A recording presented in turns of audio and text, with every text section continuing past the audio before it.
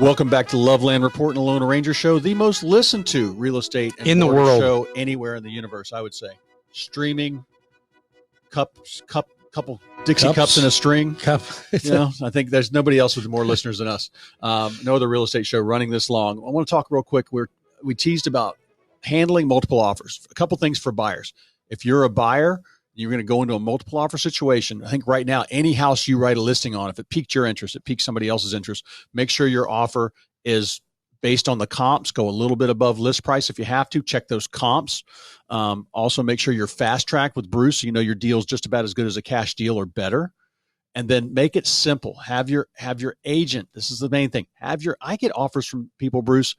Out of 10 offers, I might get 1 or 2 phone calls from agents. And nobody calls me to give me the background. Amazing? It's ridiculous. And also, if they're with you, you're going to call the agent and say, "Hey, I'll call the listing agent. Make sure that is so rare. Our buyers get properties because you do that for them." Well, and I'm telling you something. You have to make sure that the lender has everything that they need, because I can't make that call and put my name on the line if you have never sent me a pay stub or a W-2. But when that's done, your offer is going to move towards the front of the line. That's what you want. And then as a seller, with multiple offers, there's got to be an organization to the process. And I started this happened in 05, 06 when things first heated up, Bruce, before the bubble. And I learned this is actually the way they sell most real estate in Australia. They put everything out for bid. Okay. And it's like, so they don't sit on the market for months and months. They would put stuff out for bid for a certain number of days or a week or two before they took offers. Well, when things heated up, I realized the perfect time to cook a listing. How long should it be on the market before I chop off all the offers? If you just go on the market and offers start coming in that first day, you might miss the pair of doctors who both work 18 hours a day during the week and are only off on weekends. You might miss that. So 2 days during the week, a weekend, and usually you have the perfect amount of offers. Whatever you're going to get, you've gotten it that first 4 or 5 days. And then look at those offers. I will call each one of those agents that sent an offer and say, "Tell me about your buyer. Tell me why." And I will tell them, "Hey, your offer's number 3. Your offer's number 4. Your price is too low. You are being beat." And I will let them know. Now, the smart agent will come back to me with something else. Sometimes I'd never get a call back. Sometimes so you put it on the market, but don't entertain those offers.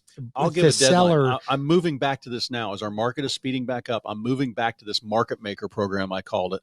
And it's where I put it on Wednesday night, and we take all offers need to be in by Sunday night at 6 or 7, and we'll let you know Monday morning. But it's allowing everybody to get through the property and see it. But what's important is that I talk to those agents and tell them, "Hey, if you want to improve it, do it. That's my job as the listing agent." So if you're out looking at a property, and help me understand this, because if you're out looking at a property and you're a buyer and you know that seller is not going to entertain the offers for another 6 days, 5 days, right? I don't do it that long. Yeah, about 4 days. Okay, whatever, 4 days. You know they're only going to pick one person. Yep. So what would not keep that buyer from going out there and saying, "You know what?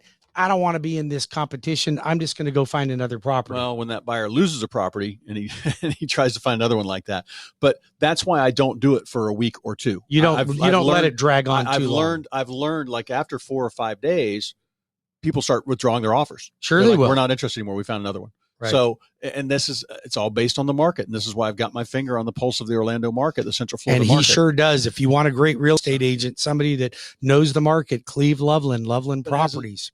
As a seller, that's what's important. Call me at 407-352-8118. And there's also a setup process to getting you ready for multiple offers. And that's my 50-point staging checklist that I give out for free. Yep. And if you have questions for the Loan Ranger, CrossCountry Mortgage, I'm doing purchases and refinances, home equity line of credit, construction perm, rehab loans, first-time home buyer, FHA, VA, USDA, City of Orlando, down payment assistance, Orange County, Seminole County, you name the county, Hometown Heroes, whatever you need, I've got the financing for you. I have loan officers on standby right now, 407-250-9144. I am the Lone Ranger. We'll be back in 5 minutes with more of the Loveland Report and the Lone Ranger radio show. Stay tuned. Don't go anywhere.